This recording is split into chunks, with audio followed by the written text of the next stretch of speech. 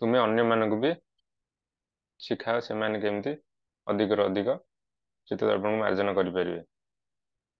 ତାପରେ ସେ ଜିନିଷଟାକୁ ଯୋଉ ମାର୍ଜନ କଲେ ସେ ଜିନିଷରେ କଣ ମାର୍ଜନ କଲେ କାଲି ଆମେ କହୁଥିଲେ ଯେ ହୃଦୟରେ ଏମିତି କଣ ଅଛି ଯୋଉଟା କି ମହାପ୍ରଭୁ ମାର୍ଜନ କରିବାକୁ କହୁଛନ୍ତି, ଯୋଉଟା ଥିଲେ ଆମର ଭଗବାନ ସେଠି ବାସ କରିପାରିବେନି। ଭଗବାନଙ୍କ ଭକ୍ତି ଯୋଉଟା କି ଅତି କୋମଳ ସେଇଟା ଆମ ହୃଦୟରେ ଆସିପାରିବନି। ସେଇଟା କଣ ନା ସେଇଟା ହେଲା ଧର୍ମ ଅର୍ଥ କାମ ମୋକ୍ଷର ଯୋଉ କାମନାଟା ଆମ ଭିତରେ ଅଛି ସେଇଟା ଥିଲେ କେବେ ଭଗବାନ ଆମ ହୃଦୟରେ ବାସ କରିପାରିବେନି। ମୂଳ ଜିନିଷଟା ହେଲା କାମନା। ପାପ ଗୋଟେ ଜିନିଷ, ପାପ କରିବାରେ ପ୍ରବୃତ୍ତି ଗୋଟେ ଜିନିଷ। ପାପ ତ ନଷ୍ଟ ହେଇଯାଏ, ଭୋଗ କଲେ ନଷ୍ଟ ହେଇଯାଏ, କିନ୍ତୁ ପାପ କରିବାର ପ୍ରବୃତ୍ତି ଯୋଉଟା ସେଇଟା କେବେ ସହଜରେ ନଷ୍ଟ ହୁଏନି। ଯେମିତି ଗୋଟେ ଏକ୍ଜାମ୍ପଲ ଦିଅନ୍ତି ମହାରାଜ, ଗୋଟେ ବାଉଁଶ ବୁଦା ବଣ ଅଛି।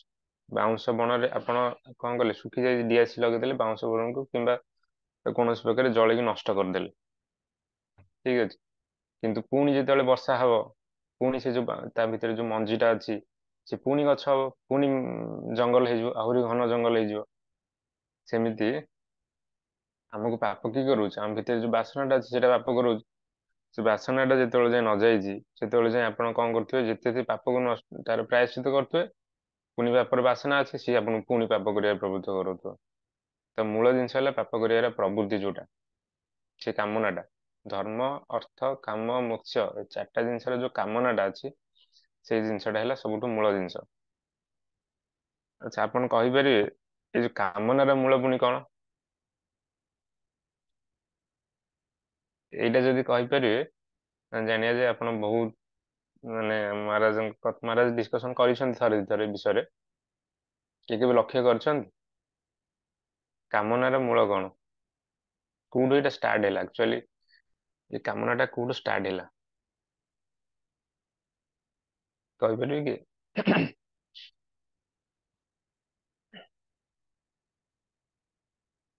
ଏଇଠି ଯୋଗୁ ତ ଆମେ ବୁଲୁଛୁ ନା ସଂସାର ଭିତରେ।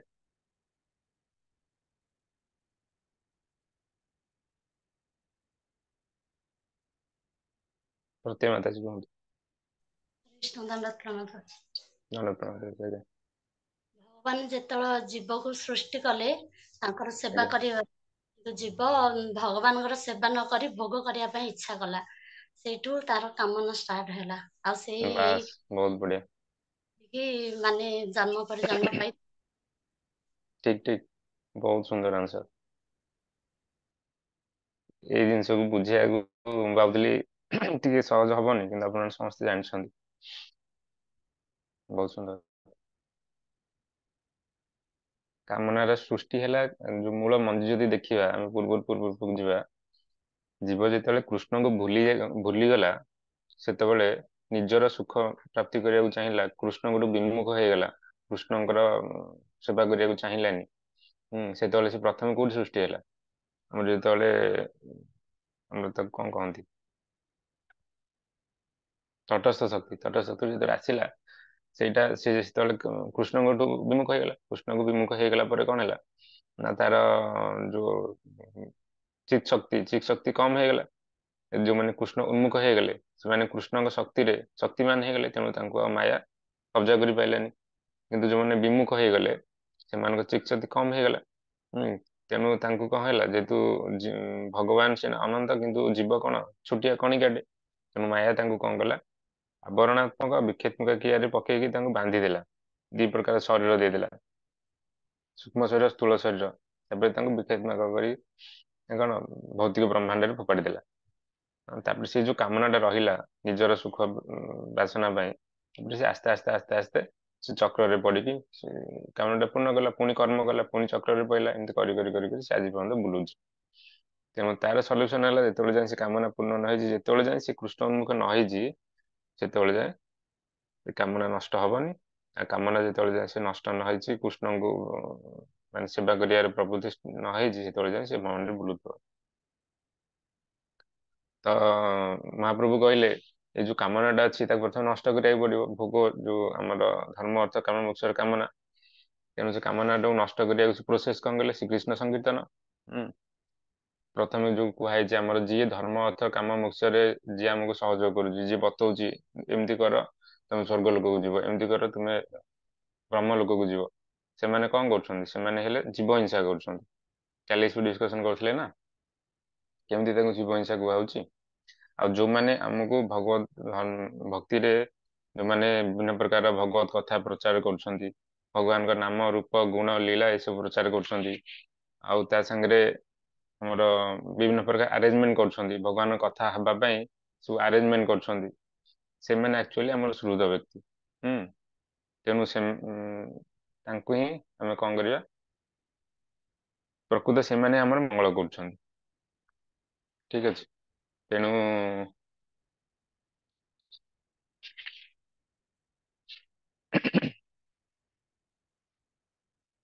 ଏସବୁ ଜିନିଷ କାଲି ଡିସ୍କସନ କରିଥିଲେ।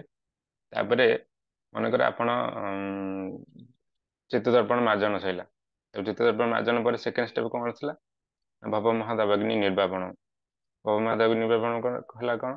ଆମର ଯେତେ ଆଦି ଦୈବିକ ଆଦି ଭୌତିକ ଆଧ୍ୟାତ୍ମିକ ଯୋଉ କ୍ଲେଶ ଅଛି ସେଟା ସବୁ ନଷ୍ଟ ହବ। ତାପରେ ସେଟା କୈରବ ଚନ୍ଦ୍ରିକା ବିତରଣ, ଯେମିତି ଆମର ଯୋଉ ଚନ୍ଦ୍ରଙ୍କର ଶୀତଳ କିରଣ ଯେମିତି ଆସେ। ବହୁତ ଗରମ ଗରମ ହଉଛି କି ମାନେ କଣ ଦେହରେ ନିଆଁ ଲାଗିଛି, ଜଙ୍ଗଲରେ ନିଆଁ ଲାଗିଛି, ନିଆଁ ହେଇଗଲା ପରେ କଣ ହବ? ଚାରିଆଡେ ହୁତୁ ହୁତୁ ଜଳୁଛି ସିନା, ବର୍ଷାରେ ସେଟା ନିଆଁଟା ଲିଭିଗଲା, କିନ୍ତୁ ସେ ତାପଟା ଯାଇ ନଥିବ। ଯେତେବେଳେ ଚନ୍ଦ୍ର ଉଦୟ ହେବେ, ସେତେବେଳେ ଶୀତଳ କିରଣ ମାନେ ପକେଇବେ, ସେତେବେଳେ କଣ ସେ ଶୀତଳତା ପୁରା ଶୀତଳତା ଲାଗିବ। ସେ ଆନନ୍ଦଟା ଅନୁଭୂତ ହବ। ଶ୍ରେୟ କୈରବ ଚନ୍ଦ୍ରିକା ବିତରଣ ବିଦ୍ୟା ବଧୁ ଜୀବନ। ବିଦ୍ୟା ରୂପକ ବଧୁ, ଯୋଉଟା ମାନେ ଶ୍ରୀ ନାମ ସଂକୀର୍ତ୍ତନଙ୍କର ବଧୁ କିଏ? ତାଙ୍କୁ କୁହାଯାଇଛି ବିଦ୍ୟା, ଯିଏ ମାନେ ଶୁଦ୍ଧ ସରସ୍ୱତୀ। ହୁଁ। ଆମର ଚୈତନ୍ୟ ଚରିତାମୃତରେ ବି ଏ ବିଷୟରେ ଗୋଟେ ବହୁତ ବଢିଆ ସୁନ୍ଦର ବର୍ଣ୍ଣନା ଅଛି, ଯେ ମହାପ୍ରଭୁଙ୍କ ସମୟରେ ଜଣେ ତାଙ୍କୁ ଆସିଥିଲେ ପରାସ୍ତ କରିବାକୁ, ଯେ ଦିଗ୍ବିଜୟ ପଣ୍ଡିତ। ବହୁତ ସୁନ୍ଦର ବର୍ଣ୍ଣନା ଅଛି ଦିଗ୍ବିଜୟ ପଣ୍ଡିତ, ତାପରେ କିନ୍ତୁ ସରସ୍ୱତୀ ନିଜେ କହିଥିଲେ ସିଏ ମୋର ସ୍ୱାମୀ, ତୁମେ ତାଙ୍କଠୁ ପରାଜିତ ହେଇଛ, ତେଣୁ ତୁମେ ଧନ୍ୟ। ସେ ବିଷୟରେ ଆପଣ ଶୁଣିଥିବେ ବୋଧେ କେବେ। ତାପରେ ଆନନ୍ଦମ ଅମ୍ବୁଦି ବର୍ଦ୍ଧନ, ଆନନ୍ଦ ରୂପକ ଅମ୍ବୁଦିର ବର୍ଦ୍ଧନ ହଉଛି ପ୍ରତିପଦଂ ପୂର୍ଣ୍ଣ ଅମୃତ ସ୍ୱାଦନ। ପ୍ରତି ପଦରେ ଯୋଉ ଆମର ହରିନାମ ସଂକୀର୍ତ୍ତନର ଭଗବାନଙ୍କ ଗୋଟେ ଗୋଟେ ପଦରେ ପୂର୍ଣ୍ଣ ପୂର୍ଣ୍ଣ ଅମୃତର ସାଧନ ହଉଛି। ପୂର୍ଣ୍ଣ ଅମୃତର ସାଧନ ହଉଛି ମାନେ ଯେମିତି ଆମର କୁହାଯାଇଛି ନା, ମାନେ ଭଗବାନଙ୍କ ନାମ, ଭଗବାନ କୃଷ୍ଣଙ୍କର କଣ 64 ପ୍ରକାର ଗୁଣ ଅଛି, ମାନେ ନାରାୟଣଙ୍କର 60 ପ୍ରକାର ଗୁଣ ଅଛି। ତ ଯେହେତୁ ଭଗବାନଙ୍କର 64 ପ୍ରକାର ଗୁଣ ପୂର୍ଣ୍ଣ ମାତ୍ରାରେ 100% ଉପରେ ଉପସ୍ଥିତ ଅଛି, ତେଣୁ ତାଙ୍କ ନାମ ଦ୍ଵାରା ଆମର ପୂର୍ଣ୍ଣ ଆସ୍ୱାଦନ ହେଇପାରିବ। ତେଣୁ ପୂର୍ଣ୍ଣ ଅମୃତ ସ୍ୱାଦନ, ପ୍ରତିପଦମ ପୂର୍ଣ୍ଣାମୃତ ସ୍ୱାଦନ, ସର୍ବାତ୍ମ ସ୍ନପନ। ସର୍ବାତ୍ମ ସ୍ନପନ ମାନେ ମାନେ ଯେମିତି ଆପଣ ସ୍ନାନ କରିବେ, ସ୍ନାନ କଲେ କଣ ହେଲା? ଶରୀରକୁ ସ୍ନାନ କଲେ। କିନ୍ତୁ ଭଗବାନଙ୍କ କୃଷ୍ଣ ନାମ ସଂକୀର୍ତ୍ତନ ଦ୍ଵାରା ସେ କହୁଛନ୍ତି ସର୍ବାତ୍ମ, ସ୍ଥୂଳ ଶରୀର, ସୂକ୍ଷ୍ମ ଶରୀର ଓ ଆତ୍ମା, ତିନିଟା ଯାକ ପୂର୍ଣ୍ଣ ରୂପରେ ସ୍ନପନ ମାନେ ସ୍ନାନ କରିବେ। ଆନନ୍ଦ ରୂପକ ମାନେ ଆନନ୍ଦ ଦ୍ଵାରା ପୂର୍ଣ୍ଣ ରୂପରେ ତିନିଟାକ ସ୍ନାନ କରିବେ। କେମିତି? ଯେମିତି ଆମର ମହାରାଜ ଗୁରୁଦେବ ଗୋଟେ ଭଲ ଏକ୍ଜାମ୍ପଲ ଦିଅନ୍ତି, ଯେମିତି ପରୀକ୍ଷିତ ମହାରାଜକୁ ସୁକଦେବ ଗୋସ୍ୱାମୀ ଯେତେବେଳେ କଥା ଶୁଣଉଥିଲେ, ଟିକେ 7 ଦିନ ଯାଇଛି, କିଛି ଦିନ ଗଲା ପରେ ସେ କହିଲେ ତୁମେ କଣ କର ନା, ତୁମେ କିଛି ମାନେ ପ୍ରସାଦ ପାଇକି କିଛି ରେଡି ହେଇକି ଆସ, କିଛି ଇଏ ଦବା କି? ସେ କହିଲେ ନା, କିଛି ଦରକାର ନାହିଁ, କାରଣ ସେଥିରେ ତାଙ୍କ ଶରୀର ଯେତିକି ଆବଶ୍ୟକତା, ତାଙ୍କର ସୂକ୍ଷ୍ମ ଶରୀର ଯେତିକି ଆବଶ୍ୟକତା ଆଉ ଆତ୍ମାର ଯେତିକି ଆବଶ୍ୟକତା, ହରିନାମ କୀର୍ତ୍ତନ ଦ୍ଵାରା, ଶ୍ରବଣ ଦ୍ଵାରା ସବୁ କିଛି ପୂର୍ଣ୍ଣ ହେଇଯାଉଥିଲା। ସବୁ କିଛି ତାଙ୍କର ଆବଶ୍ୟକତା ପୂର୍ଣ୍ଣ ହେଇଯାଉଥିଲା, ତେଣୁ ତାଙ୍କର ଆବଶ୍ୟକ ନଥିଲା। ତେଣୁ ସେଥିରେ ଏଠି କୁହାଯାଇଛି ନା, ସର୍ବାତ୍ମ ସ୍ନପନ ପରମ ବିଜୟତେ ଶ୍ରୀକୃଷ୍ଣ ସଂକୀର୍ତ୍ତନ। ଶ୍ରୀକୃଷ୍ଣ ସଂକୀର୍ତ୍ତନ, ଶ୍ରୀ ମାନେ ହେଲେ ରାଧାରାଣୀ, ଆଉ କୃଷ୍ଣ, ଦି ଜଣଙ୍କର ସଂକୀର୍ତ୍ତନ ଦ୍ଵାରା ଯୋଉ ହରେ କୃଷ୍ଣ ମହାମନ୍ତ୍ର କରୁଛେ, ଏସବୁ ଜିନିଷ ଷ୍ଟେପ ବାଇ ଷ୍ଟେପ ଆସିବ। ଆଚ୍ଛା, ତାପରେ ଆମେ କଥା ହଉଥିଲେ ଯେ ଯଦି ଜଣେ ସବୁ ଜିନିଷ ଜାଣିଲା, ତାର ଶ୍ରଦ୍ଧା ଆସିଲା, ସେ ଜାଣିଲା ଯେ ତାର ବିଶ୍ୱାସ ଆସିଲା ଯେ ମୋର ଏସବୁ ଜିନିଷ କଲେ ହିଁ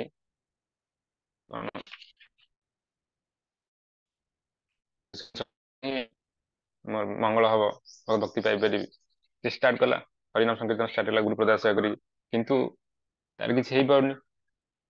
ତାର ପ୍ରଥମ ଷ୍ଟେଜରୁ କୀର୍ତ୍ତନ କଲେ ନା ତାର ଭବ ମହାଦାବ ନିର୍ବାପନ ହଉଛି, ନା ଆନନ୍ଦମୟ ବୁଦ୍ଧି ବର୍ଦ୍ଧନ ହଉଛି, କିଛି ହଉନି। ତାହେଲେ ତାର କାରଣଟା କଣ? ଏଠି ମହାପ୍ରଭୁ ସେଥିପାଇଁ ଦ୍ୱିତୀୟ ଶ୍ଲୋକଟା କହିଲେ।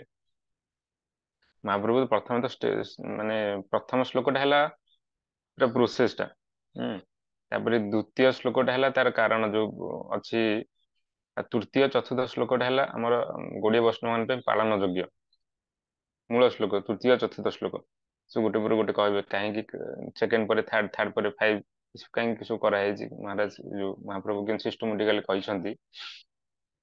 ଆମର ମହାରାଜ କୁହନ୍ତି ପ୍ରଥମ 5ଟା ଶ୍ଲୋକ ହେଲା ସାଧନ ଭକ୍ତି, ସାଧନ ଭକ୍ତି ବିଷୟରେ କୁହାଯାଇଛି, ମହାପ୍ରଭୁ ସେ ବିଷୟରେ କହିଛନ୍ତି। ତାପରେ ଷଷ୍ଠ ସପ୍ତମ ହେଲା ଭାବ ଭକ୍ତି ବିଷୟରେ କୁହାଯାଇଛି, ଆଉ ସପ୍ତମ ଅଷ୍ଟମ ହେଲା ପ୍ରେମ ଭକ୍ତି ବିଷୟରେ କୁହାଯାଇଛି। ତେଣୁ ସିଷ୍ଟମେଟିକାଲି କେମିତି କୁହାଯାଇଛି, ସିଷ୍ଟମେଟିକାଲି ସେଟା ଆମେ ଡିସ୍କସନ କରିବା। ତ ଦ୍ୱିତୀୟ ଶ୍ଲୋକରେ କଣ କହିଲେ ନା ନାମ୍ନାନ୍ୟକାରୀ ବହୁଧା ନିଜ ସର୍ବଶକ୍ତି ତତ୍ରାବିତ ନିୟମିତ ସ୍ମରଣୀନ କାଳ ଇତ୍ୟାଦୃଶୀ ତବ କୃପା ଭଗବାନ ଭାବି ଦୁର୍ଦୈବ ମିଦୃଶଂ ମ୍ୟାଜନୀ ନାନୁରାଗ। ଯଦି ଆମର ସବୁ ଜିନିଷ କଲା ପରେ, ସବୁ ଷ୍ଟାର୍ଟ କଲା ପରେ ଯଦି ଆମର କିଛି ଉନ୍ନତି ହଉନି, ତାହେଲେ କାରଣଟା କଣ? ସେଥିପାଇଁ ସେ ଜିନିଷଟା କହିଲେ ଯେ ଭଗବାନ ତ ତାଙ୍କ ନାମରେ ସବୁ ଶକ୍ତି ଦେଇ ଦେଇଛନ୍ତି। ତ ଏମିତିକି କଣ ସ୍ଥାନ କାଳ ପାତ୍ର କିଛି ବି ରଖିନାହାନ୍ତି। ଏଭଳିଆ କୃପା କଲା ପରେ ଆମର ତଥାପି ଏଇ ମୋର ନାମରେ ଅନୁରାଗ ହଉନି। ଦୁର୍ଦୈବ ଇଦୃଶମ ମିହାଜନୀ ନାନୁରାଗ, ମୋର କିଛି ଦୁର୍ଦୈବ ମାନେ ମୋର କିଛି କଣ ଅପରାଧ ରହିଯାଉଛି, ନାମ ଅପରାଧ ଏମିତି କିଛି ରହିଯାଉଛି, ଯୋଉଦ୍ୱାରା କି ମୋର ଏସବୁ ଜିନିଷ ହେଇପାରୁନି। ତ ସେଇଟା କଣ ହବ, ସେଇଟା କିନ୍ତୁ ଦୂର ହବ କେମିତି? ସେଥିପାଇଁ ପୁଣି ତୃତୀୟ ଶ୍ଲୋକଟା କହିଲେ ପୁନାଦପି ସୁନିଶ୍ଚିନ ତରୋର ବି ସହିଷ୍ଣୁନ ଅମାନିନ ମାନଦିନ କୀର୍ତ୍ତନୀୟ ସଦା। ଏଇ ଯୋଉ ଦ୍ୱିତୀୟ ଶ୍ଲୋକ ଦୁର୍ଦେବମ କହିଲେ, ସେ ଦୁର୍ଦେବ ଦୂର ହେବା ପାଇଁ ତୃତୀୟ ଶ୍ଲୋକଟା କହିଲେ, ଯୋଉଟା ଆମ ମାନଙ୍କର ପାଳନ ନିହାତି ଦରକାର। ଆମେ ଯୋଉ ଏବେ ଭଜନ କରୁଛେ, ଆମ ମାନଙ୍କର ଭକ୍ତି ସାଧନା କରୁଛେ, ଆମେ ମାନେ ଅନର୍ଥ ନିବୃତ୍ତି କ୍ରିୟା କରୁଛେ। ଏବେ ଆମର ଯୋଉ ସାଧନ ଆମର ଯୋଉ ଚାଲିଛି, ଏଇଟା ଆମର ଏବେ ଚାଲିଛି ଅନର୍ଥ ନିବୃତ୍ତିର କ୍ରିୟା। ଅନର୍ଥ ପ୍ରଥମେ ଚିତ୍ତ ଦର୍ପଣ ମାର୍ଜନ, ଏସବୁ ଗୋଟେ ଗୋଟେ ଜିନିଷ। ତେଣୁ ଆମ ମାନଙ୍କ ପାଇଁ ତୃତୀୟ ଚତୁର୍ଥ ଶ୍ଲୋକ ବହୁତ ଇମ୍ପୋର୍ଟାଣ୍ଟ। କେମିତି ଅନର୍ଥ ନିବୃତ୍ତି ଯଦି ଆମର କିଛି ହେଇପାରୁନି, ଚିତ୍ତ ଦର୍ପଣ ମାର୍ଜନ ହଉନି, ଭଗବାନ ତାପରେ ନିର୍ବାପନ ହଉନି, ଆମର କିଛି ଦୁର୍ଦୈବ ରହିଛି। ସେ ଦୁର୍ଦୈବଟା କେମିତି ଦୂର ହବ, ସେଥିପାଇଁ ତୃତୀୟ ନମ୍ବର ଶ୍ଲୋକ ତାପରେ ଚତୁର୍ଥ ନମ୍ବର ଶ୍ଲୋକ, ଏଇ ଦିଟାକୁ ନିହାତି ପାଳନ କରିବା ଦରକାର। ସେଥିପାଇଁ ଆମର କୁହାଯାଇଛି ଗୌଡୀୟ ଭକ୍ତମାନଙ୍କ ପାଇଁ ଶିକ୍ଷାଷ୍ଟକମ୍ ହେଲା କଣ୍ଠାହାର। ଆମେ ସବୁଦିନ ପ୍ରାୟତଃ ପାଠ କରିବାକୁ ଚେଷ୍ଟା କରୁଛେ, କିନ୍ତୁ ତାର ଅର୍ଥଟା ବୁଝି ବୁଝି ତୃତୀୟ ଚତୁର୍ଥ ନମ୍ବରଟା ସବୁବେଳେ ପାଠ କଲେ କଣ ହବ, ମଝିରେ ମଝିରେ ସେଟା ବି ହୃଦୟରେ ଆସିଯିବ। ତୃତୀୟ ନମ୍ବର ଶ୍ଲୋକଟା ଆରେ ଭୁଲଟା କରିଦେଲି କି, ତେଣୁ ରେକ୍ଟିଫାଏ କରିପାରିବେ। ତ ତାର ଅର୍ଥ ବି ଜାଣିଥିବେ। ତେଣୁ ଏସବୁ ଜିନିଷକୁ ଭଲ ଭାବରେ କଣ୍ଠାହାର କରିକି ରଖିବେ। ଓଡ଼ିଆ ବୈଷ୍ଣବ ମାନଙ୍କର କଣ୍ଠାହାର ଏଇଟା। ତ ପ୍ରଥମେ କଣ କରୁଛନ୍ତି, ତୃଣଦପି ସୁନିଚିନ ତରରୂପ ସହିଷ୍ଣୁ ଅମାନୀନ ମାନଦିନ କୀର୍ତ୍ତନିଆ ସଦାହରି। କୀର୍ତ୍ତନ ସଦାହରି ଭଗବାନଙ୍କୁ ସବୁବେଳେ ଭଜନ କେମିତି କରିବେ? ପ୍ରଥମେ କହିଲେ ତୃଣଦପି ସୁନିଚେନ, ତୃଣଦ ଅପି ସୁନିଚେନ, ମାନେ ତୃଣଠୁ ବି ଅଧିକ ରୂପରେ ସୁନିଚ ହବ। କେମିତି? ଗୋଟେ ଘାସକୁ ଗୋଟେ ହାତୀଟେ ଆସିକି କୁଦିଦେଲା, ହେଲେ କଣ ସବୁ ଚାପି ହେଇଗଲା? ସେ ଯେମିତି ତାକୁ ଚାପିଲା ସେ ସେଭଳିଆ ସେଭ୍ ହେଇଗଲା। ତାପରେ ତାର ଗୋଡ ଉଠେଇଲା, ଗୋଡ ଉଠେଇଲା ପରେ କଣ ହେଲା? ସେ ପୁଣି ଠିଆ ହେଇ ପଇଲା। ବୁଝିପାରିଲେ କି ନାଇଁ? ପୁଣି ତାର ଯୋଉ ସେପ୍ ଥିଲା ସେ ସେପ୍ ଧାରଣ କଲା। ତ ଏଠି କଣ କୁହାଉଛି, ତୃଣଦପି ସୁନିଚେନ ହବା କାରଣ କଣ କୁହାଉଛି? ଏଇଟା କଣ ପସିବୁଲ? ଆମେ ଯୋଉ ଚିନ୍ତା କରୁଛେ, ତ ଏଇଠି ତାର ଭୁଲଟା କଣ ରହିଲା ନା, ତାକୁ ହାତୀ ଚାପିଦେଲା, ତାପରେ ପୁଣି ସେ ପଳେଇଲା ପରେ ସେ ପୁଣି ସେ ଠିଆ ହେଇ ପଇଲା।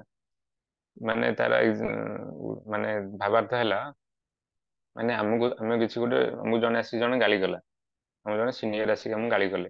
ସେ ଯେତେବେଳେ ଆମକୁ ଗାଳି କଲେ, ଆମେ ଦେଖିଲେ ଯେ ସିଏ ଆମଠୁ ସିନିୟର, ଆମେ ତାକୁ କିଛି କହିପାରିବାନି, ଆମର ବହୁତ ତାର ଅଧିକ ପାୱାର ଅଛି। ତେଣୁ ସିଏ ଆମକୁ ଯାହା କହିଲା ଆମେ ତାକୁ ଚୁପଚାପ ସହିଗଲେ। ହଁ ସିଏ କହୁଛି କହୁ, ତାର ଇଏ ଅଛି, ମୁଁ ତାକୁ କିଛି କହିପାରିବିନି, ତେଣୁ ସିଏ ମତେ ଯାହା କହୁଛି କହୁ। ଆମେ ତାକୁ ମୁଣ୍ଡ ନୁଆଇକି ସବୁ ଶୁଣିଲେ। ସିଏ ଯେତେବେଳେ ପଳେଇଲା, ପୁଣି ଆମେ ଆମର ଯୋଉ ଦମ୍ଭର ସହିତ ଆମେ ଠିଆ ହେଇ ପଡିଲୁ। ସିଏ ତାର ଶକ୍ତି ଅଛି ବୋଲି ସେ କହିଦେଲା, ମୁଁ ଶୁଣିଦେଲି। ତା ବୋଲି କଣ ସିଏ ଅଧିକ ହେଇଗଲା ନା କଣ, ଏମିତି କହୁଛେ ନା। ତେଣୁ ସେଇଟାକୁ ଯେତେବେଳେ ଆମ ମନ ଭିତରେ ଗୋଟେ ଜିନିଷ ରହୁଛି, ଆମେ ବାହାରେ ଗୋଟେ ପ୍ରକାଶ କରୁଛେ। ଭିତରେ ବାହାରେ ହୃଦୟରେ ଗୋଟେ କଥା ରହୁଛି, ବାହାରେ ଗୋଟେ ପ୍ରକାଶ କରୁଛି। ଯେତେବେଳେ ସମାନତା ନାହିଁ, ସେଇଟାକୁ ତୃଣଦପି ସୁନିଚେନ କୁହାଯିବନି। ତୁଣଠୁ ଅଧିକ ସୁନିଶ୍ଚିତ କେତେବେଳେ ହବ ନା ଆମର ଭିତରେ ହୃଦୟରେ ଯୋଉ ଜିନିଷଟା ରହୁଛି ବାହାରେ ବି ସେ ଜିନିଷଟା ରହିବ। ହୃଦୟ ବାହାରେ ସେମ୍ ଲେବୁଲ ଯେତେବେଳେ ଆମେ ମେଣ୍ଟେନ କରିପାରିବା ସେତେବେଳେ ହେଲା ତୃଣଦପି ସୁନିଶ୍ଚିତ। ହୁଁ। ଯେ ଆମକୁ ଯଦି ଜଣେ କିଏ ଆମ ଭୁଲ କି ଦେଖିକି କିଛି କହୁଛନ୍ତି ସିନିୟର କିମ୍ବା ଆମକୁ କିଛି ଗାଳି କରୁଛନ୍ତି ତ ସେଇଟାକୁ ଆମେ କଣ କରିବା ସହିଯିବା। ହୁଁ। ହୃଦୟ ବାହାରେ ସମାନ ରହିବ। ତାପରେ ତରୁର ବି ସହିଷ୍ଣୁନା।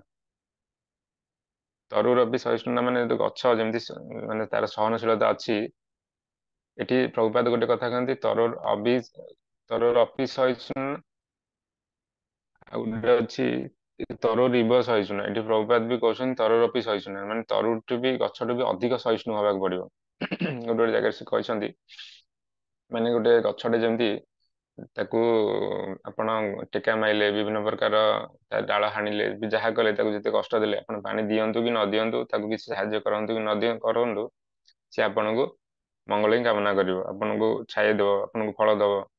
ସେମିତି ଜଣେ ବୈଷ୍ଣବ କି କୁହାଯାଉଛି ଯେ ଆପଣ ଜଣେ ମାନେ ସାଧାରଣ ଲୋକ କି ଅନ୍ୟ କିଏ ଆପଣଙ୍କ ମଙ୍ଗଳ କରନ୍ତୁ କି ନ କରନ୍ତୁ ଆପଣ ତାଙ୍କର ମଙ୍ଗଳ କାମନା କରିବେ।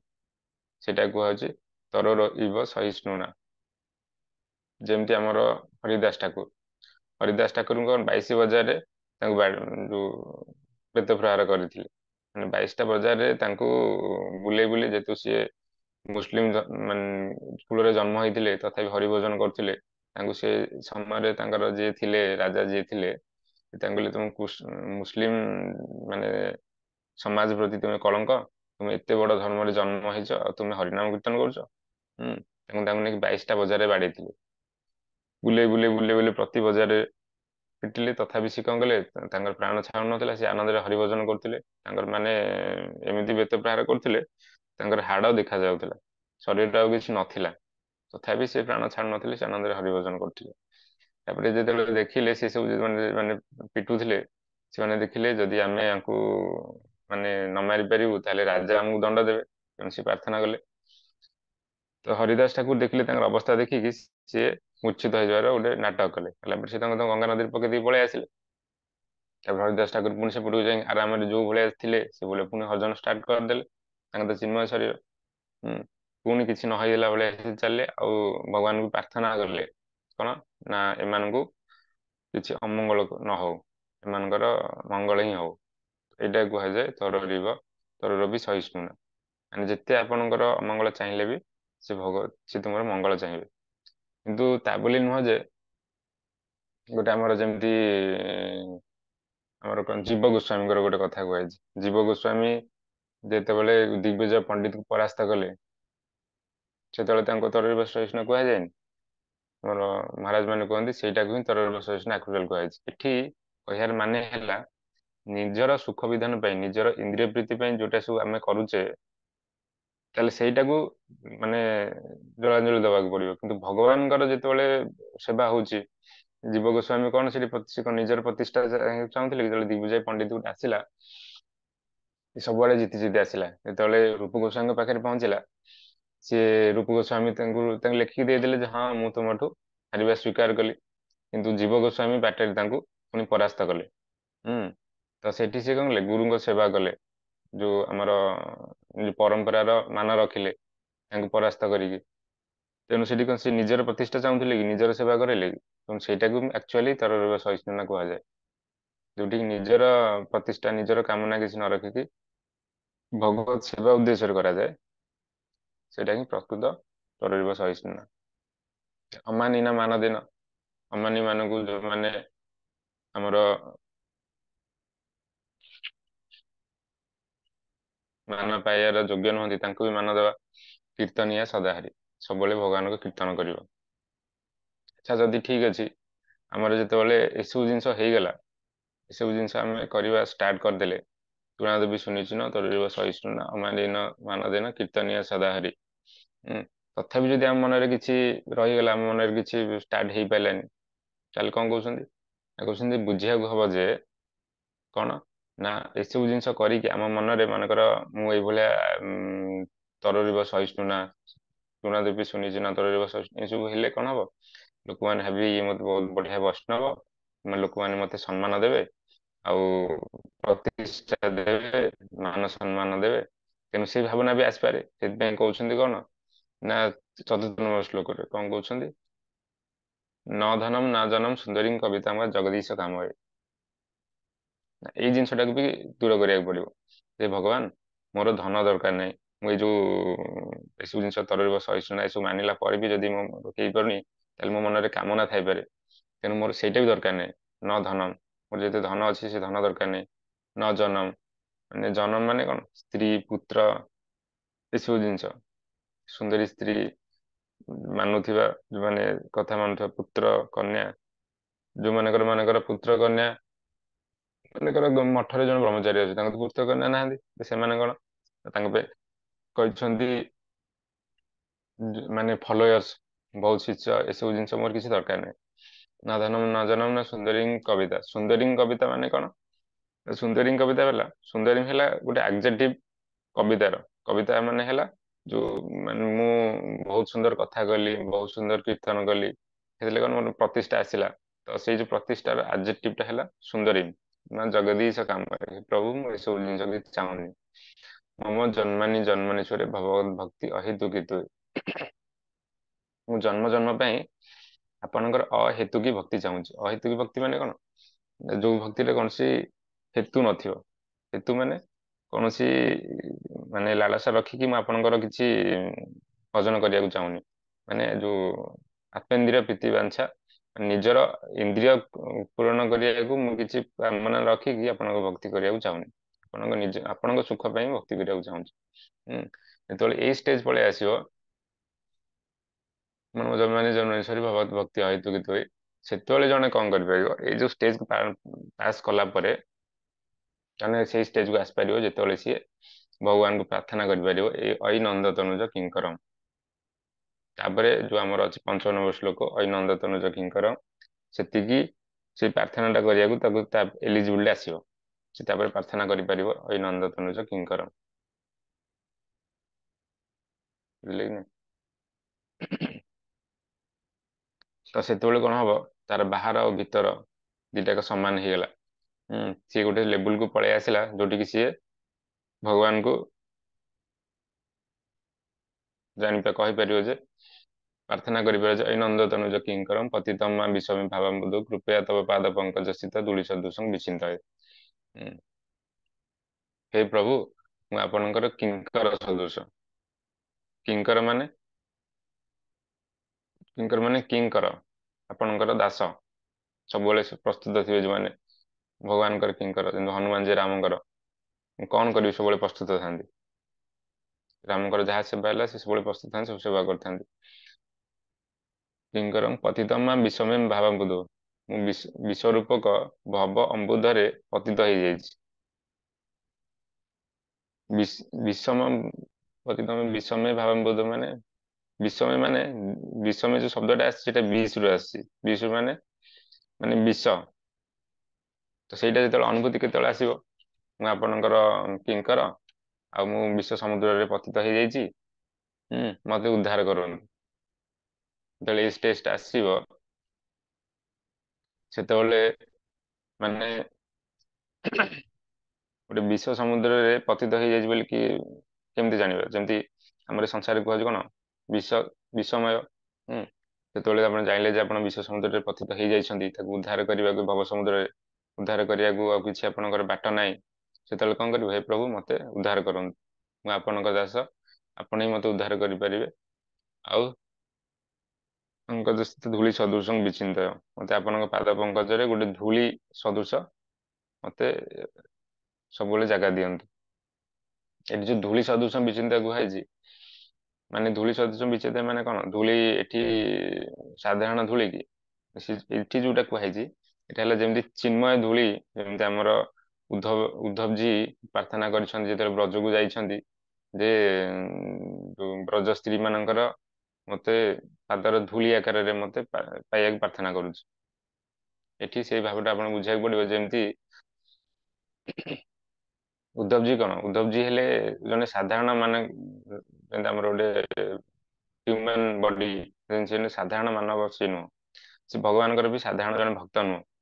ସେ କଣ ଭଗବାନ କହୁଛନ୍ତି ତୁମେ ମୋର ବଳରାମଠୁ ବି ତୁମେ ଶ୍ରେଷ୍ଠ, ମାନେ ତୁମେ ପ୍ରିୟ, ତୁମେ ମୋର ଶିବଜୀ, ଯୋଉମାନେ ଯିଏ ଯୋଉ ଆମର ଯିଏ ଡାହାଣ ଅଙ୍ଗରୁ ବାହାରିଛନ୍ତି। ହୁଁ, ସେ କୋଉ ଶିବଜୀ?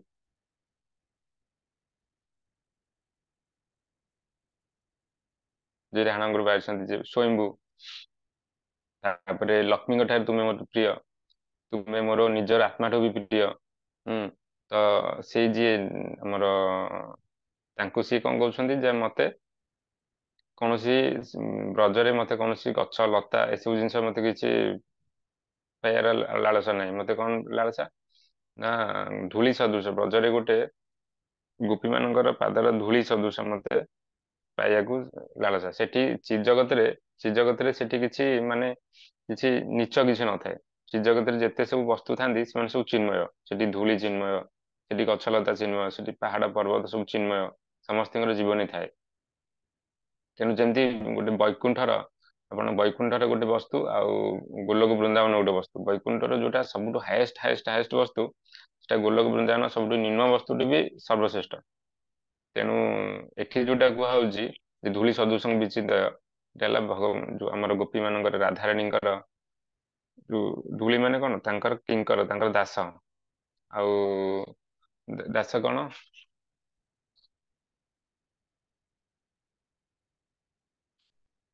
ତବ ପାଦ ପଙ୍କଜ ଧୂଳି ଚିତ ଧୂଳି ସଦୃଶଂ ବିଚିତ, ତାଙ୍କ ଧୂଳି ରୂପରେ ମୋତେ ସବୁବେଳେ ସେ ବାସ ଦିଅନ୍ତି। ମୋର ମନ ଚିତ୍ତ ସବୁବେଳେ ତାଙ୍କର ପାଦ ପଦ୍ମରେ ସବୁବେଳେ ଏକାଗ୍ର ରୂପରେ ରହୁ। ତାପରେ ଯେତେବେଳେ ସେଇ ଜିନିଷଟା ଆସିଯାଉଛି, ତାପରେ କଣ, ଯେତେବେଳେ ସିଏ ଏଇ ଲେବୁଲକୁ ପଳେଇ ଆସୁଛନ୍ତି, ସେତେବେଳେ ତାଙ୍କର କଣ ହବ? ତାପରେ ସେ ଭାବୁଛନ୍ତି ନୟନମ ଗଳଦସ୍ରୁ ଧାରେ ବଦନମ ଗଦଗଦା ହୃଦୟ ଗିରା ପୁଲକେନ ନିଶ୍ଚିତଂ ଭବତୁ କଦା ତବ ନାମ ଗ୍ରହଣେ ଭବିଷ୍ୟତି। ଯେତେବେଳେ ଏଇ ଷ୍ଟେଜ ଟା ପଳେଇ ଆସୁଛି ଯେ ସିଏ ସଂସାରକୁ କଣ ଭାବିଲା ଯେ ବିଶ୍ୱ ସମୁଦ୍ର, ତାପରେ ଭଗବାନଙ୍କୁ ପ୍ରାର୍ଥନା କରୁଛି ମୁଁ ବିଶ୍ୱ ସମୁଦ୍ରରେ ବାହାରିବାର ମୋର କିଛି ଶକ୍ତି ନାହିଁ, ଆପଣଙ୍କ ପାଦ ପଙ୍କଜରେ ମତେ ଧୂଳି ସଦୃଶ ଗୋଟେ ଜାଗା ଦିଅନ୍ତୁ।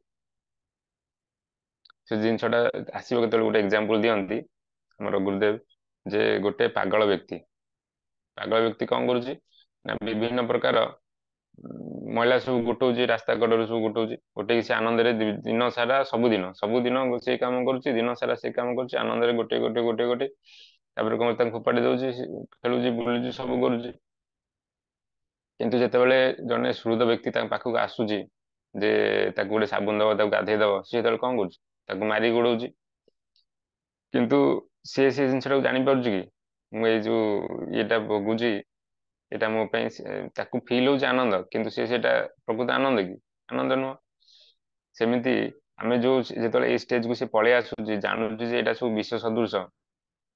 ହୁଁ, ଆଉ ମତେ ଜଣେ ସୁହୃଦ ବ୍ୟକ୍ତି ହିଁ ଏସବୁ ଜିନିଷରୁ ଉଦ୍ଧାର କରିପାରିବ।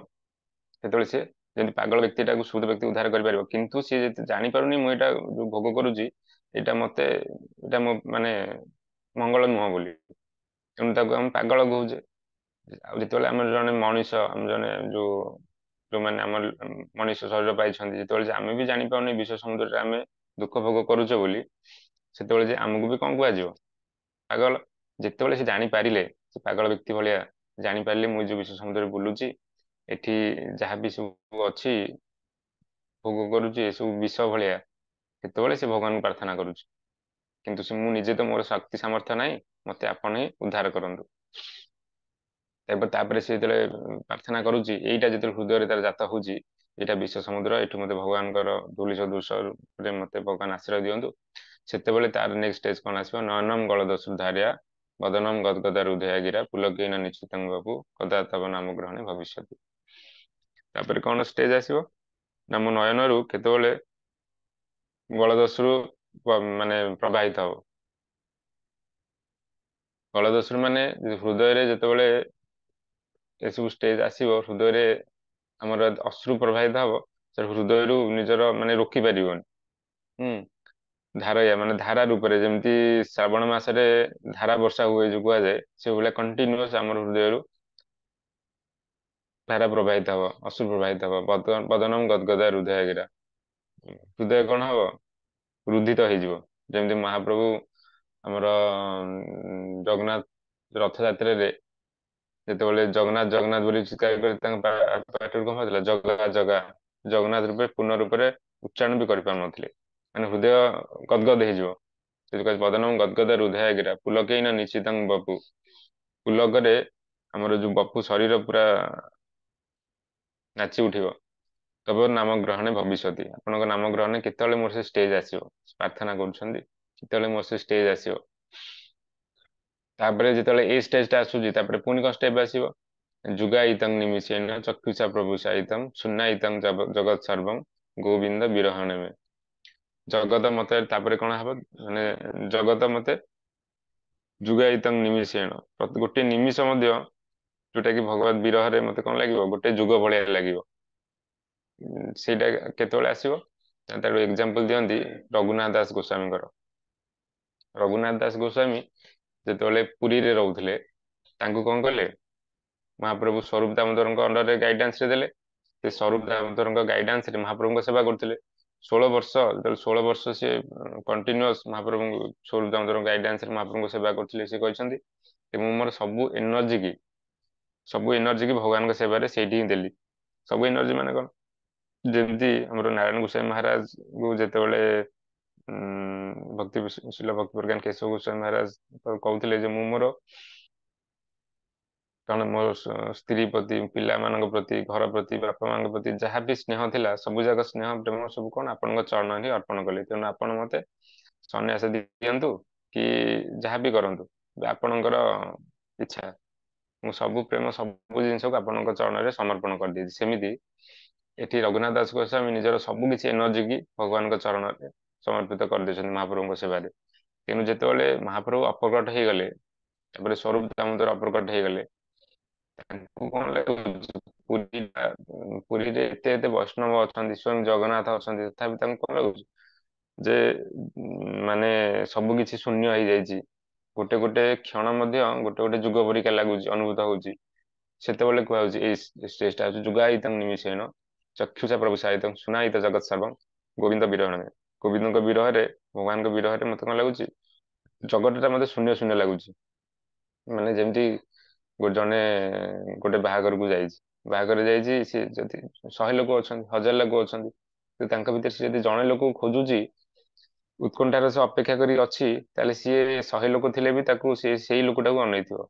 1000 ଲୋକ ଥିଲେ ବି, 1 କୋଟି ଲୋକ ଥିଲେ ବି, କି 10 କୋଟି ଲୋକ ଥିଲେ ବି, ସେ ସେଇ ଲୋକଟା ଅନେଇଥିବ ସିଏ କେତେବେଳେ ଆସିବ। ତେଣୁ ସେଠି ଏତେ ଲୋକ ଥାଇକି ବି ତାକୁ ସେଇ ଗୋଟିଏ ତା ମାଇଣ୍ଡରେ ସେ ଜଣଙ୍କ ପ୍ରତି ହିଁ ଅଛି ଯେ ସିଏ କେତେବେଳେ ଆସିବ। ତାକୁ ଏତେ ଲୋକ ଏତେ ଗହଳି ବି ତା ଗହଳି ଭଳିଆ ଲାଗୁନି। ସେମିତି ରଘୁନାଥ ଦାସ ଗୋସ୍ୱାମୀ ତାପରେ ସେ ଯେତେବେଳେ ପୁରୀରୁ ଯାଇକି ସେଠି ଆମର ଡିସାଇଡ କଲେ କଣ, ମୁଁ ପୁରୀରୁ ଯିବି, ମତେ ମହାପ୍ରଭୁ ଗୁଞ୍ଜାମାଳା ଆଉ ଆମର ଗୋବର୍ଦ୍ଧନ ଶିଳା ଦେଇଛନ୍ତି, ତେଣୁ ମୁଁ ପୁରୀରୁ ଯିବି ବୃନ୍ଦାବନକୁ, ବୃନ୍ଦାବନରେ ଯାଇକି ସେଠି ରାଧାକୁଣ୍ଡ ପାଖରେ କଣ କରିବି, ଆମର ଗିରିରାଜ ଗୋବର୍ଦ୍ଧନ ଚଢିକି ମୋ ଶରୀରକୁ ତ୍ୟାଗ କରିଦେବି। ସେ ସଂକଳ୍ପ କଲେ। ତାପରେ ଆମର ଯୋଉ ଗୋବର୍ଦ୍ଧନକୁ ବାହାରିଲେ ବୃନ୍ଦାବନକୁ। ସେଠି ମହାପ୍ରଭୁ ରୂପ ଗୋସ୍ୱାମୀ ସନାତନ ଗୋସ୍ୱାମୀ କି ସ୍ୱପ୍ନ ଦେଇ କହିଲେ, ଆଦେଶ ଦେଇ କହିଲେ ଯେ ରଘୁନାଥଙ୍କର ଏମିତି ସଂକଳ୍ପ ଅଛି, ଆଉ ତୁମେ ତାଙ୍କୁ ଗାଇଡ କର।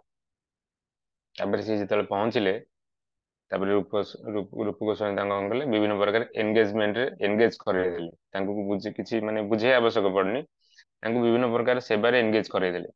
ସେବାରେ ଏନଗେଜ କଣ କରେଇଲେ, ମହାପ୍ରଭୁଙ୍କ ବିଷୟରେ ପଚାରିଲେ, ମହାପ୍ରଭୁ କଣ ଶିକ୍ଷା ଦେଇଛନ୍ତି, ମହାପ୍ରଭୁଙ୍କର ବିଭିନ୍ନ ପ୍ରକାର ମାନେ କଥା କୁହ, ଏମିତି କହି କହିକି ଯେତେବେଳେ ତାଙ୍କୁ ଏନଗେଜ କରେଇଦେଲେ, ତାପରେ ସେ ଶରୀର ଧାରଣ କରିବାକୁ ସକ୍ଷମ ହେଲେ। ହୁଁ। ତ ସେଇ ଷ୍ଟେଜ ଯେତେବେଳେ ଆସିବ, ସେତେବେଳେ କୁହାଯାଉଛି ଯୁଗାଇତଂ ନିମିଷେଣ ଚକ୍ଷୁଷା ପ୍ରଭୁ ସହିତଂ ସୁନାଇତଂ ଜଗତ ସର୍ବଂ ଗୋବିନ୍ଦ ବିରହଣ। ତାପରେ ଷ୍ଟେଜ ଆସିବ ଆଶ୍ଲେଷ ସେବା ପାଦରତଂ ନଷ୍ଟୁମା। ଏସବୁ ଗୋଟେ ପରେ ଗୋଟେ ଗୋଟେ ପରେ ଗୋଟେ ଷ୍ଟେଜ ଆସିବ। ତେଣୁ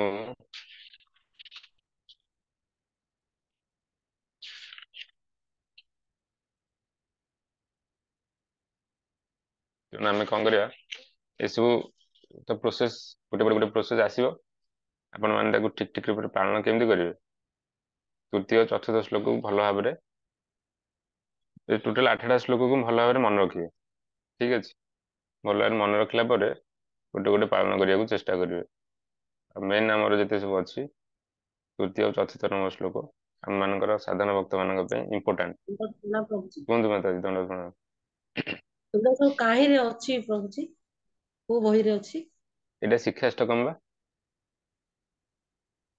ଶିକ୍ଷାଷ୍ଟକମ୍ ଆପଣଙ୍କ ପାଖେ ନାହିଁ? ଶିକ୍ଷାଷ୍ଟକମ୍ ନା। ବହି, ଶିକ୍ଷାଷ୍ଟକମ୍ ବହି ଆମର ପୁରୀ ମଠରେ ଓଡିଆରେ ଗୋଟେ ପବ୍ଲିଶ ହେଇଛି, ତାକୁ ଯେତେବେଳେ ପୁରୀ ଆସିବେ ନେଇଯିବେ। ଠିକ ଅଛି। ଶିକ୍ଷାଷ୍ଟକମ୍ ଶୁଣିଛନ୍ତି କି ନାଇଁ ଆଗରୁ, ଶିକ୍ଷାଷ୍ଟକମ୍ ଗୋଟେ ଅଛି ବୋଲି? ନାଇଁ ପ୍ରଭୁଜୀ। ସେଇଟା ଶିକ୍ଷାଷ୍ଟକମ୍ ହେଲା ଆମର ମହାପ୍ରଭୁ ବିଭିନ୍ନ ପ୍ରକାର ଆଚାର୍ଯ୍ୟ ମାନେ ବିଭିନ୍ନ ପ୍ରକାର ସବୁ ଗ୍ରନ୍ଥ ମାନେ ପ୍ରକାଶ କରିଛନ୍ତି, କିନ୍ତୁ ମହାପ୍ରଭୁ ନିଜେ କୌଣସି ଗ୍ରନ୍ଥ ରଚନା କରିନଥିଲେ। ତାଙ୍କର କେବଳ ହିଁ 8ଟା ଶ୍ଲୋକ ସେ ରଚନା କରିଥିଲେ। ଆଉ ଯେତେ ସବୁ ଗ୍ରନ୍ଥ ରଚନା ହେଇଛି ସେ ତାଙ୍କର ଗୋସ୍ୱାମୀ ମାନଙ୍କୁ ସବୁ ଆଡଭାଇସ ଦେଇକି, ତାଙ୍କୁ ପ୍ରେରଣା ଦେଇକି ସବୁ ଗ୍ରନ୍ଥ ରଚନା କରାଇଛନ୍ତି। ତାଙ୍କ ମନୋଭୀଷ୍ଟକୁ ରୂପ ଗୋସ୍ୱାମୀ ଚାହିଁଲେ, ସେ ଗ୍ରନ୍ଥ ରଚନା କଲେ। ଯୋଉ ନିଜେ ସ୍ୱୟଂ ସେ କିଛି ଗ୍ରନ୍ଥ ରଚନା କରିଛନ୍ତି, ଏ 8ଟା ଶ୍ଲୋକକୁ କହିଛନ୍ତି। 8ଟା ଶ୍ଲୋକ ମାନେ ହେଲା, 8ଟା ଶ୍ଲୋକ ହେଲା ଆପଣଙ୍କର ମାନେ ପୁରା ପ୍ରୋସେସ ଟା। ପ୍ରଥମ ଶ୍ଲୋକରେ ପୁରା ଷ୍ଟେଜ ବାଇ ଷ୍ଟେଜ ସବୁ ଜିନିଷ କହିଲେ, କଣ କଣ ହବ। ହରିନାମ ସଂକୀର୍ତ୍ତନ କଲେ, ଶ୍ରୀକୃଷ୍ଣ ସଂକୀର୍ତ୍ତନ କଲେ, କଣ କଣ ସବୁ ଷ୍ଟେଜ ଆସିବ। ଯଦି ସେ ସବୁ ସେଟା ଷ୍ଟେଜ ତା ଗୋଟେ ପରେ ତଳେ ଗୋଟେ ଆସୁନି। ପ୍ରଭୁଜୀ, ତା ଆଜ୍ଞା। ତଳେ ଓଡିଆ ବ୍ୟାଖ୍ୟା ହେଇଛି ବି ନା ଖାଲି ଶ୍ଲୋକ ଜାଗା ଅଛି? ହଁ, ବ୍ୟାଖ୍ୟା ହେଇଛି। ଆମର ସେ ଯୋଉ ନୂଆ ଇଏଟା ଅଛି ଅର୍ଥ ସହିତ, ସେଥିରେ ବ୍ୟାଖ୍ୟା ହେଇଛି। ତାପରେ ଗୀତି ଗୁଚ୍ଛର ବି ଅଛି 8ଟା ଶ୍ଲୋକ। ଗୀତି ଗୁଚ୍ଛର ବି ଅଛି, କିନ୍ତୁ ଯୋଉ ବହି ଅଛି ଆମର, ଯୋଉଟା ବହି ପବ୍ଲିଶ ହେଇଛି, ସେଥିରେ ଆପଣଙ୍କର ଡିଟେଲ୍ସ ପୁରା ଏକ୍ସପ୍ଲେନେସନ ଅଛି। ଗୋଟେ ସ୍ପେଶାଲ ବହି ପବ୍ଲିଶ ହେଇଛି ଆମର ପୁରୀରେ ଓଡିଆ ଭାଷାରେ, ତେଣୁ ତାକୁ ସବୁ କମ୍ପ୍ଲିଟ କରିବେ। ଠିକ ଅଛି। ଆଉ ନେକ୍ସଟ ଯେବେ ସୁଯୋଗ ମିଳିବ, ଆମେ ପ୍ରଥମ ଶ୍ଲୋକଟାକୁ ଆଉଥରେ ଭଲସେ, ଆମ ଗୁରୁଦେବଙ୍କର କିଛି କଥା ଅଛି, ସେ ତାକୁ ଆମେ ଡିସକସନ କରିବା।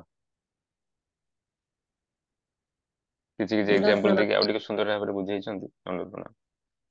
ତାକୁ ଆଉ ଟିକେ ଡିସକସନ କରିବା, ଆଉ ଟିକେ ଭଲ ଭାବରେ ବୁଝିପାରିବା। ପ୍ରଶାନ୍ତ ବାବୁ କଣ କହୁଛନ୍ତି? ହରେ କୃଷ୍ଣ ପ୍ରଭୁ, ଦଣ୍ଡ ପ୍ରଣାମ। ଦଣ୍ଡ ପ୍ରଣାମ। ପ୍ରଭୁଜୀ, ଯୋଉ ଆମର ଭକ୍ତି ଉନ୍ମୁଖ, ଭକ୍ତି ବିମୁଖରେ ଆମର କାମନା ଜାଗ୍ରତ ହୁଏ, ସେଟା ହୁଁ। ବୁଝିପାରିଲେନି। ହଁ, ଭଗବାନ ପ୍ରତି ଯେତେବେଳେ ବିମୁଖ ହେଇଯାଆନ୍ତି, ପ୍ରଥମେ ଜୀବଟା ସୃଷ୍ଟି ହେଲା କେତେବେଳେ? ଯେତେବେଳେ ତଟସ୍ଥ ଶକ୍ତିରେ ସୃଷ୍ଟି ହେଲେ, ସେତେବେଳେ ଆମେ ଭଗବତ ବିମୁଖ ହେଇଗଲେ। ଆଜ୍ଞା। ନିଜର କାମନା ଯୋଉ ଆମର କିଛି ରହିଯାଉଛି, ଆମେ ଭଗବାନଙ୍କ ସେବା କରିବାକୁ ଚାହିଁଲେନି। ଆଜ୍ଞା। ନିଜର ଯେହେତୁ ଭଗବାନଙ୍କ ସେବା କରିବାକୁ ଚାହିଁଲେନି, ଭଗବତ ବିମୁଖ ହେଇଗଲେ, ତେଣୁ ଆମର ଯୋଉ ଚିତ୍ ଶକ୍ତିଟା, ଭଗବତ ଶକ୍ତିଟା ଆମର ଜୀବ ହେଲା ଭଗବାନଙ୍କ ଅଂଶ, ତାର ବି ଭଗବାନଙ୍କ ଚିତ୍ ଶକ୍ତି ବେଳେ ତାର ବି କିଛି ଶକ୍ତି ଅଛି, କିନ୍ତୁ ସେ ଭଗବତ ଶକ୍ତିରେ ସେ ପ୍ରାପ୍ତ କରିପାରିଲାନି। ନିଜର କାମନା ପୂର୍ଣ୍ଣ କରିବାକୁ ଚେଷ୍ଟା କଲା। ନିଜର କାମନା ମାନେ ତା ମନରେ କିଛିଟା କାମନା ଆସିଲ ନିଜର ପ୍ରୀତି ବାଞ୍ଛା ପାଇଁ, ଅଳ୍ପ ଟିକେ କାମନା ଥାଉ କିମ୍ବା ବହୁତ କିଛି କାମନା ଥାଉ, ସେ ଅନୁସାରେ ତାକୁ ସ୍ୱର୍ଗ ମିଳିବ। ସେ ଯୋଉ କାମନାଟା ହେଲା, ସେ କାମନା ଯୋଗୁ ହିଁ ତାକୁ ମାୟା ତାକୁ ବନ୍ଦୀ କରିପାରିଲା। ଆଜ୍ଞା। ଯଦି ସେଇ ସମୟରେ ସେ ଭଗବତ ଉନ୍ମୁଖ ହେଇଥାନ୍ତା, ତାହେଲେ ମାୟା ତାକୁ କେବେ କବ୍ଜା କରିପାରିନଥାନ୍ତା। ଆଉ ଏଇ ଜିନିଷଟା ହେଲା ବାଇଚାନ୍ସ। ଏଇ ଜିନିଷଟା ହେଲା ଗୋଟେ ବାଇଚାନ୍ସ। ଯେମିତି ଆପଣ ଗୋଟେ ଖଣ୍ଡା ଧାରରେ ଗୋଟେ ପଥରଟେ ପକେଇଲେ, ସେ ପଡ଼ିକି କୋଉ ଏପଟକୁ ଯିବ କି ଏପଟକୁ ଯିବ, ତାର କିଛି ଠିକ ଠିକଣା ନାହିଁ। ବାଇଚାନ୍ସ ସେଇଟା ହେଇଯାଏ। ଭଗବାନ ସେଇଟା କୌଣସି ଜୀବକୁ କୌଣସି ଜାଗାକୁ ପଠାନ୍ତିନି, ହେଲେ ତ ସିଏ ମାନେ କଣ ପକ୍ଷପାତୀ ହେଇଯିବେ? ଯଦି ଭଗବାନ ଜୀବକୁ ସୃଷ୍ଟି କଲା ପରେ କାହାକୁ ଚିତ୍ ଜଗତ ପଠେଇବେ, କାହାକୁ ଜଡ ଜଗତକୁ ପଠେଇବେ, ଯଦି ସେଇଟା ସିଏ ନିଜେ ଡିସାଇଡ୍ କରି ପଠେଇବେ, ତାହେଲେ ତ ସିଏ କଣ ପକ୍ଷପାତୀ ହେଇଯିବେ? ବୁଝିପାରିଲେ ନା? ଆଜ୍ଞା। ତ ଜୀବ ମନରେ ଯୋଉ ପ୍ରଥମେ କାମନାଟା ବି ସୃଷ୍ଟି ହେଲା କେମିତି କି? କାମନା ସୃଷ୍ଟି ହେଲା ଭଗବତ ବିମୁଖ ଯୋଗୁ। କାମନା ସେ କଣ ନେଇକି ଆସିଥିଲା କି?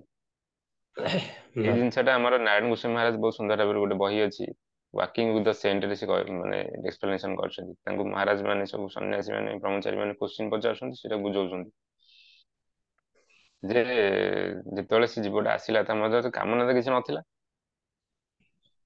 ତ ସିଏ କାମନା ଆସିଲା କୋଉଠୁ? ସିଏ ମାନେ ଭୌତିକ ଜଗତ ଆସିଲା କେମିତି? ନା ସିଏ କୃଷ୍ଣଙ୍କ ବିମୁଖ ହେଇଗଲା। ଯେହେତୁ କୃଷ୍ଣଙ୍କ ବିମୁଖ ହେଇଗଲା, ଆଜ୍ଞା। ତାର ସେ ଯୋଉ ଚିତ୍ ଶକ୍ତିଟା ପ୍ରାପ୍ତ କରିବା କଥା ପ୍ରାପ୍ତ କରିପାରିଲାନି। ଯୋଉମାନେ କୃଷ୍ଣ ଉନ୍ମୁଖ ହେଇଗଲେ, ସେ ଭଗବାନଙ୍କ ଶକ୍ତିରେ ଶକ୍ତିମାନ ହେଇଗଲେ, ମାୟା ତାକୁ କବ୍ଜା କରିପାରିଲେନି, ସେ ଚିତ୍ ଜଗତକୁ ପଳେଇଲେ। ଆଉ ଏଇ ଜିନିଷଟା ଯୋଉ ହେଲା, ଏଇ ଜିନିଷଟା ସବୁ ବାଇଚାନ୍ସ ହେଲା।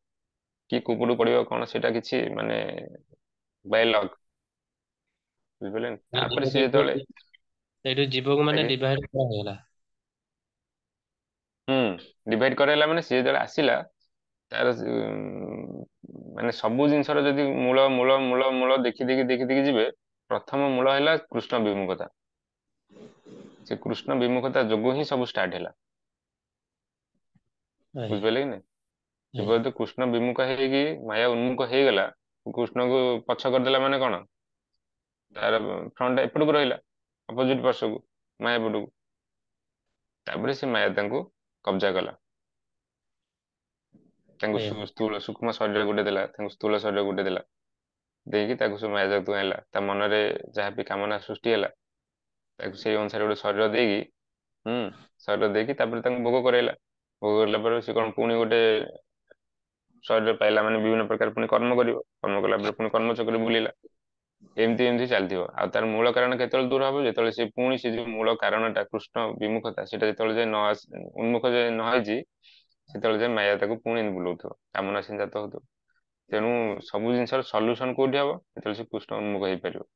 ଆପଣ କର୍ମ ଯୋଗରେ ଯାଆନ୍ତୁ କି ଜ୍ଞାନ ଯୋଗରେ ଯାଆନ୍ତୁ, କର୍ମ ଯୋଗରେ ଯିବେ, ବିଭିନ୍ନ ପ୍ରକାର ପ୍ରାୟଶ୍ଚିତ କରିବେ, ସ୍ୱର୍ଗ ଲୋକକୁ ବ୍ରହ୍ମ ଲୋକକୁ ଯିବେ, ପୁଣି ସେଠୁ ଫେରିକି ଆସିବେ।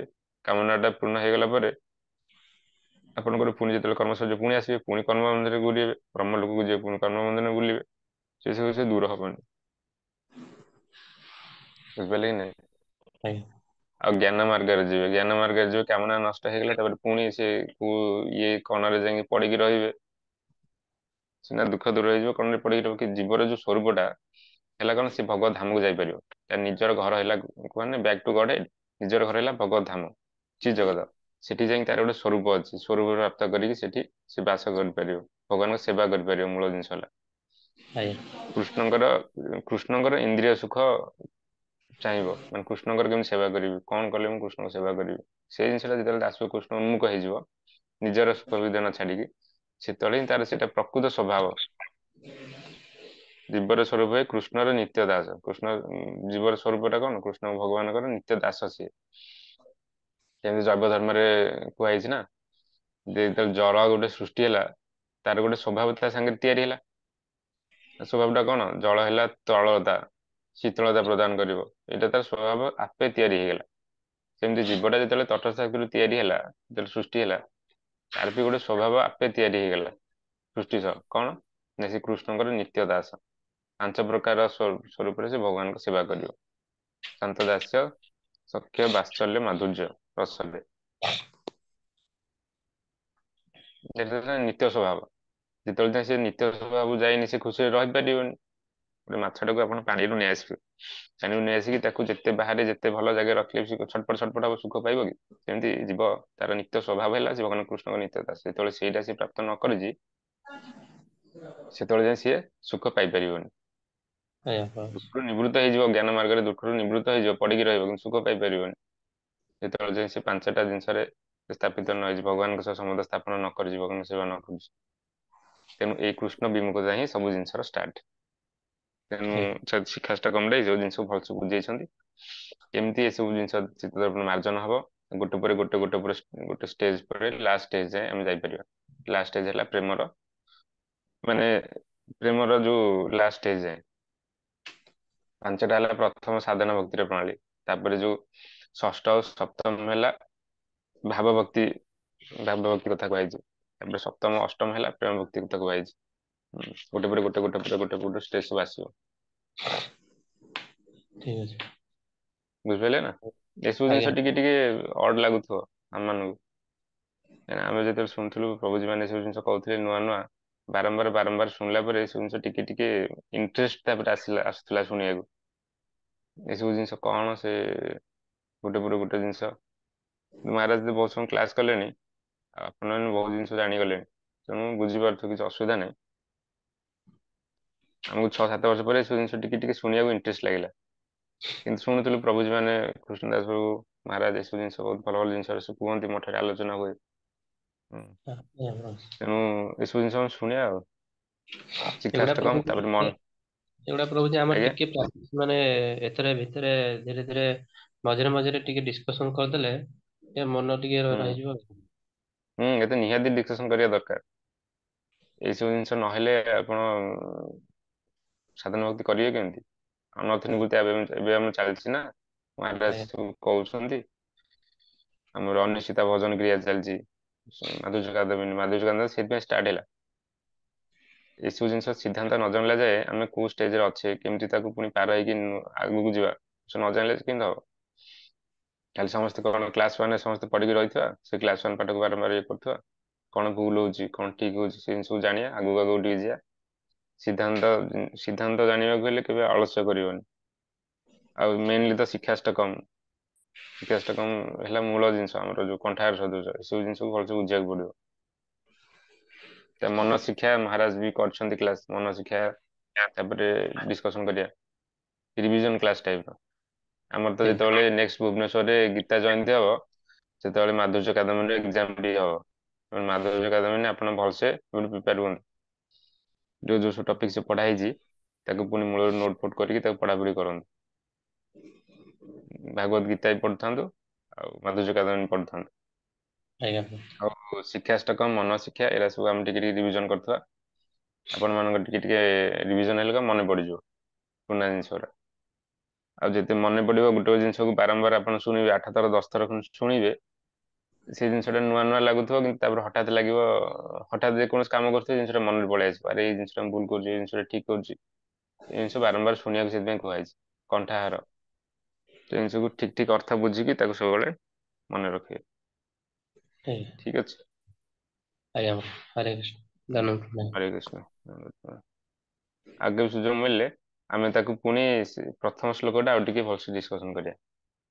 ଗୁରୁଦେବ ତାକୁ ଟିକେ ଭଲସେ ଏକ୍ସପ୍ଲାନେସନ କରିଛନ୍ତି। ଆଉ ଟିକେ ତା ଭିତରେ ପଶିକି ବୁଝିବାକୁ ହେଲେ ତାକୁ ଆଉ ଟିକେ ଭଲସେ ଡିସ୍କସନ କରିବା, ତାପରେ ଆଉ କୌଣସି ଟପିକ ରିଭିଜନ କରିବା। ଠିକ ଅଛି, ଆଜି ପାଇଁ ଏତିକି। ମହାରାଜ କାଲି ପୁଣି ମାଧୁର୍ଯ୍ୟ କାଦମ୍ବନୀ କ୍ଲାସ କରିବେ। ହୁଁ। ବାଚ୍ଛା କଳ୍ପତରୁଭ୍ୟଶ୍ଚ କୃପା ସିନ୍ଧୁଭ୍ୟେବ ଚ ପତିତାନାଂ ପାବନେଭ୍ୟୋ ବୈଷ୍ଣବୋ।